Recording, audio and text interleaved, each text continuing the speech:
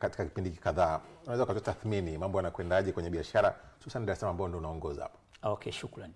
Kwanza sisi lengo kubwa ni kutaka wafanyabiashara mkoa wa Dar es Salaam wawe matajiri. Kwa sababu shughuli nyingi zinazofanyika Dar es Salaam kama tunavyosema siku zote, matajiri wengi ni raia wa kutoka mataifa ya nje.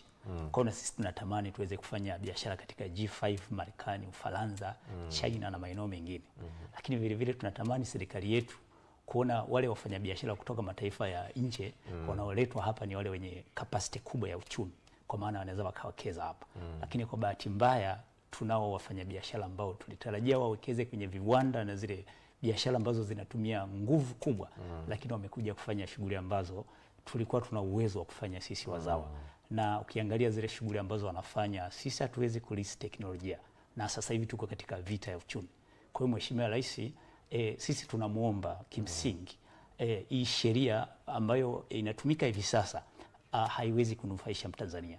Kwa hiyo ikiwezekana watafute dharura ya kuweza kubadilisha sheria ambazo sasa zimekuwa zinatesa kwa muda mrefu, kwa sababu sheria ndo moja kati ya vitu ambavyo vinafanya hao wageni wanakuja kiholela. Kwa hiyo wakibadilisha hizi sheria, maana yake tutaweza kumdhibiti mgeni. Masharti ya wageni kuingia hapa yamekuwa ni mepesi, sio mazito. Lakini sisi tukitaka kwenda hizi nchi za wenzetu ambazo ni tajiri, masharti yake ni makubwa kidogo. Kwa hiyo kuna ushindani ambao hauna haki sawa. Tutakuja kuzungumza kuhusiana na